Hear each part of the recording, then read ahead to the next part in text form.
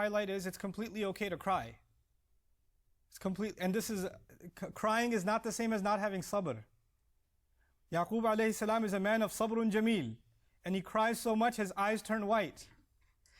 Complaining is not the antithesis of sabr.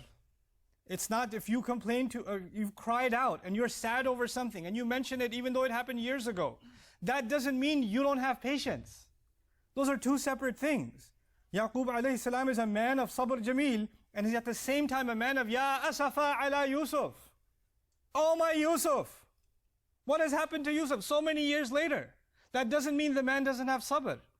So we shouldn't be insensitive to those who are suffering, especially in our families, those who are complaining in our families, and say, you need to have sabr. You shouldn't be crying. You shouldn't be complaining. You shouldn't be bringing up what happened years ago. Get over it already. We shouldn't use these kinds of words. We should have sensitivity to those who are in pain. We cannot feel what somebody else feels. You cannot feel what your son feels, what your daughter feels, what your spouse feels, what your parents feel. You cannot feel for them. They're entitled to their emotions. It's easy to dismiss them because we see them all the time and we don't see what the big deal is. You will never be able to see, I will never be able to see inside somebody else's heart. That is their pain is between them and Allah. They are just as entitled to that as any other human being. And so as I conclude this, I come back to the one that is in fact suffering from sadness. The one who has been grieving, like, Yaqub alayhi salam for Yusuf. What does he tell his sons? He says, Ya baniya idhabu fatahassasu min Yusufa wa akhihi. Look, his sons just yelled at him, you remember? It's not too long ago, they just yelled at him. And then he turns to the same sons and says, my sons, go. He's kind to them again. Go look for Yusuf. Go look for him. My goodness. Go look for Yusuf. They just yelled at you, telling you you're crazy because you're still remembering Yusuf. He's dead. Get over it.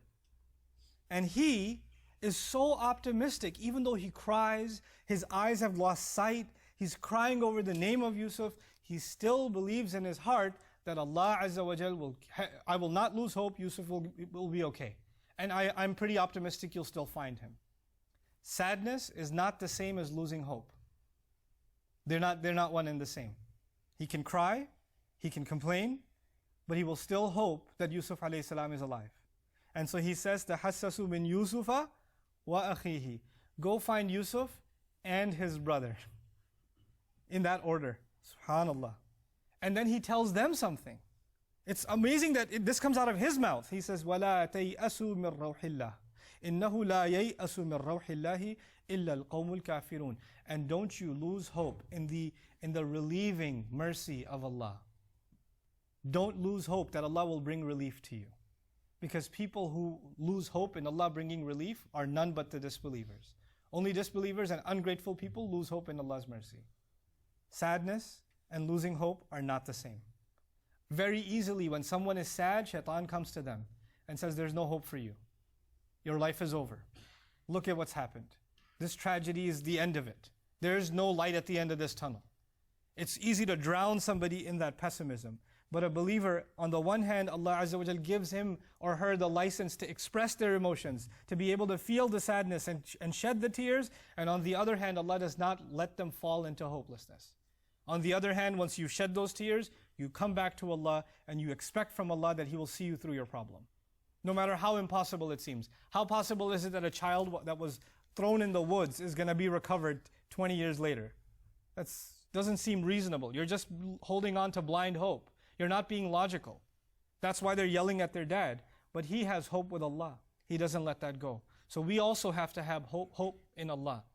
Giving somebody hope is not the same as telling them not to be sad anymore. They're entitled to that, but at the same time, to your family members, to loved ones, and to yourselves, we have to have people that carry hope, that Allah will see us through our problems and things will become better. And if we don't do that, then to Allah Azza wa Jal, this is the same as, what's the difference between you and a disbeliever then? Imagine?